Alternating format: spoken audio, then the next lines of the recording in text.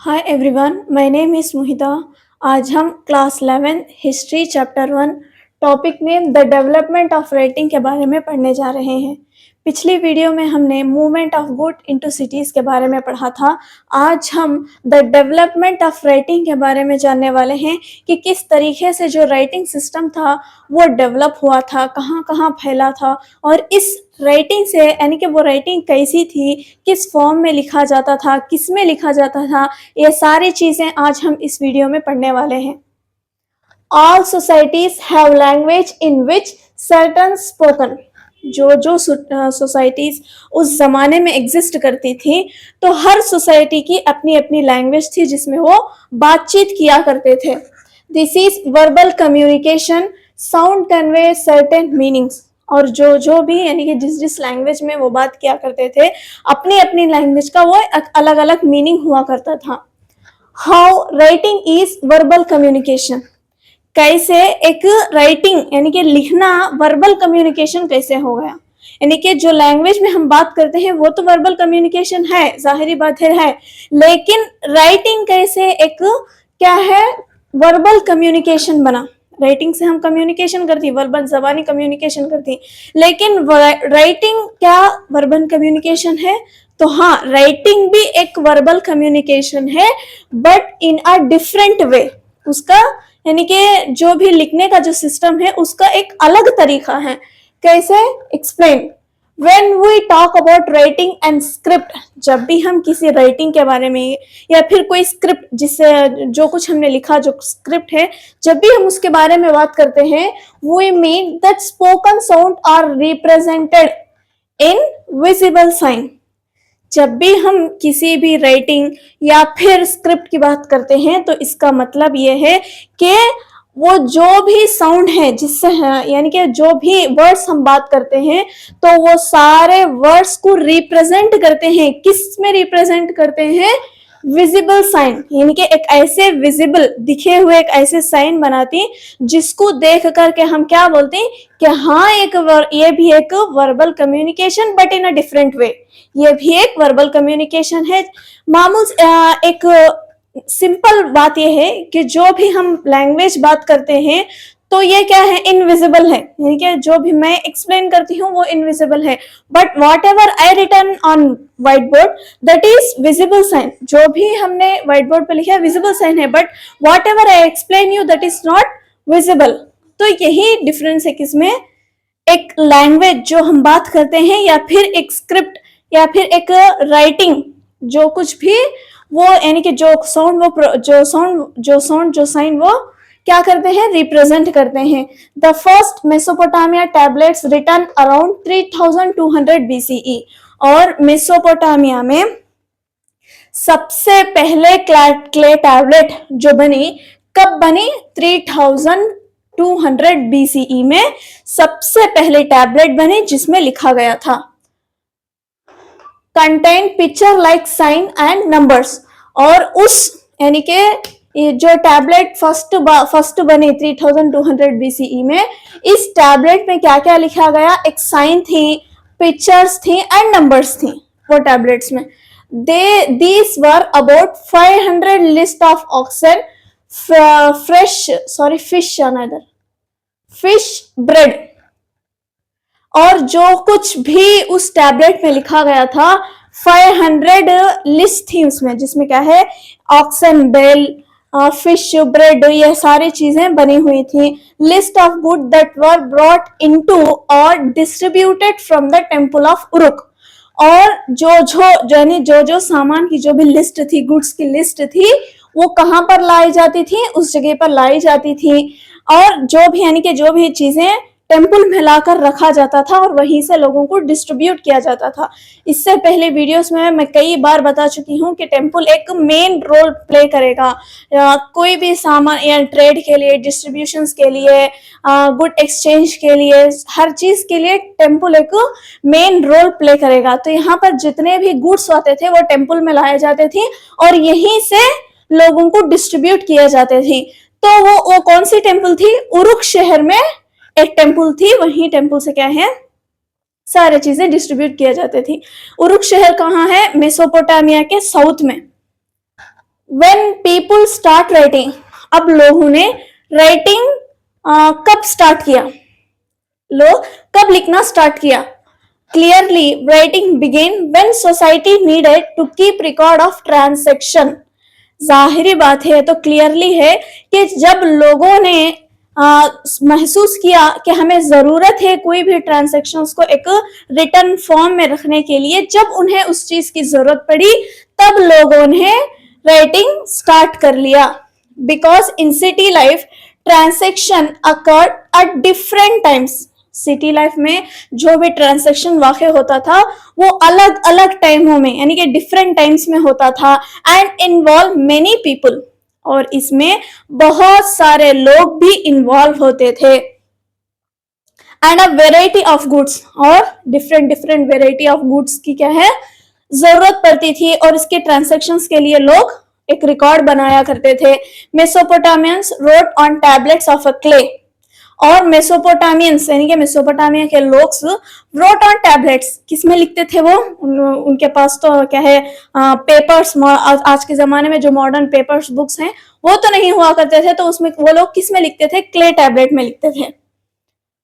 ये scribe would wet clay and cut it into a size he would hold comfortably in one hand। और जो scribe था, जो लिखने वाला था, वो क्या करता था, एक गीली मिट्टी से अच्छा उसको क्या करता, पछाड़ के यानी कि उसे एक अच्छा शेप बनाकर उसे एक हाथ में कंफर्टेबली होल्ड कर सके, ऐसा क्ले टैबलेट बनाता था। He would carefully smoothen its surface, और वो जो क्ले टैबलेट था उसका जो सरफेस था वो कैसा था, बहुत ही स्मूथ बनाता था।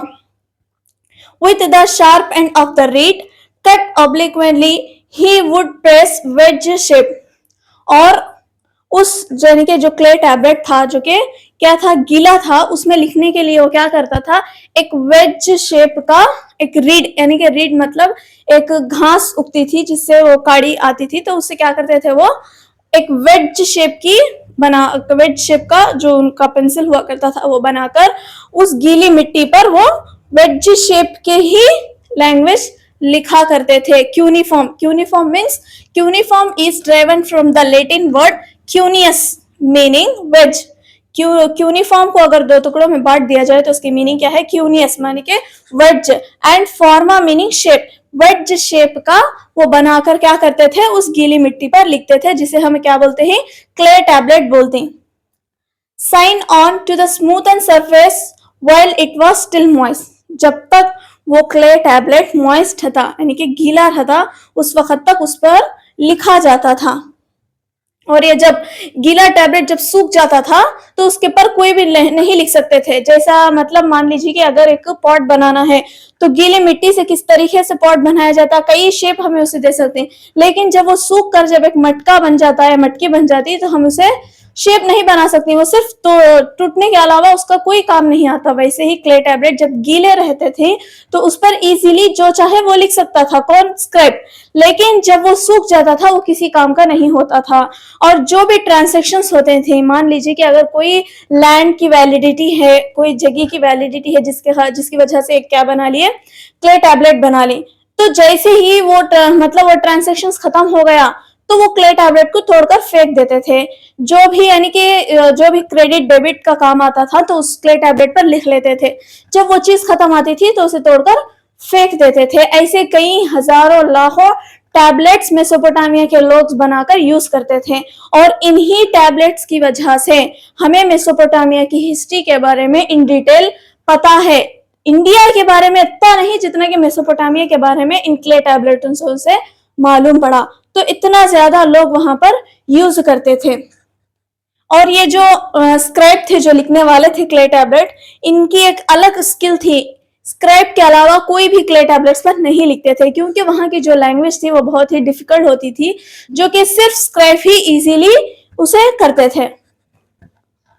By 2600 BCE or so, the letters became cuneiform and the language was Sumerian।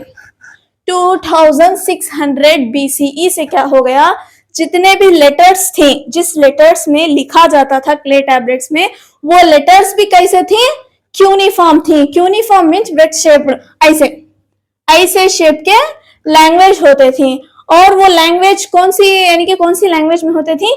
Sumerian. पिछली वीडियो में बताई थी कि सबसे पहली लैंग्वेज जो मेसोपोटामिया की अर्लीस्ट लैंग्वेज थी वो सुमेरियन। तो लोग क्या करते थे? सुमेरियन लैंग्वेज में ही वेज शेप के सारे जो भी लेटर्स थी वो क्ले टैबलेट पर लिखते थे।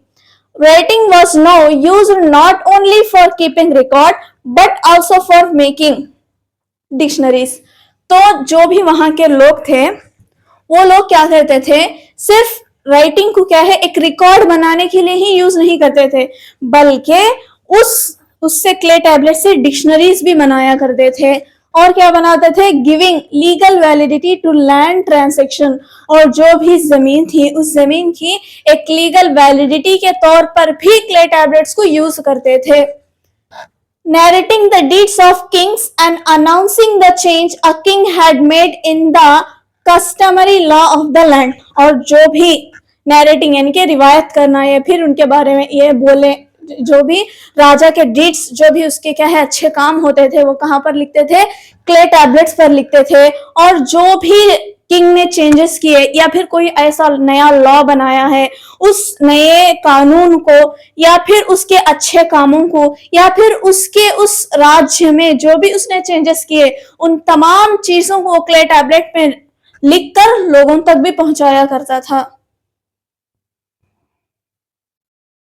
Sumerian, the earliest known language of Mesopotamia, was gradually replaced after 2400 BCE by the Akkadian language। और ये सबसे पहली तो नहीं, earliest language जो थी सुमेरियन, उस लैंग्वेज को जो मेसोपोटामिया यूज करते थी 2400 BCE के बाद क्या हुआ? ये जो सुमेरियन लैंग्वेज थी उसे अक्काडियन लैंग्वेज रिप्रेजेंट कर डाली, यानी कि सुमेरियन को लोग छोड़कर अक्काडियन लैंग्वेज बोलने लगे। Cuneiform writing is in the Akkadian language continued in use until the 1st century CE। और जो क्यूनिफॉर्म राइटिंग थी, जो इस शेप में जो राइटिंग थी वो अक्काडियन लैंग्वेज में भी कंटिन्यू होती थी। यानी कि जो सुमेरियन लैंग्वेज में ऐसे साइन को यूज करके लैंग्वेज जो लिखी जाती थी वो अक्काडियन लैंग्वेज में भी ऐसा ही यूज को कंटिन्यू किए। और ये कब तक कंटिन्यू किए? 1st सेंचुरी तक ये लोग इसी क्यूनिफॉर्म लैंग्वेज को कंटिन्यू किए। That is for more than 2000 years. 2000 साल तक से ज्यादा तक लोग क्यूनिफॉर्म लैंग्वेज को ही इस्तेमाल करते थे। तो आज हमने क्या, द डेवलपमेंट ऑफ राइटिंग किस तरीके से डेवलप हुई, किसमें डेवलप हुई, कैसे डेवलप हुई, ये सारी चीजें हमने इस वीडियो में पढ़ लिया है। अगली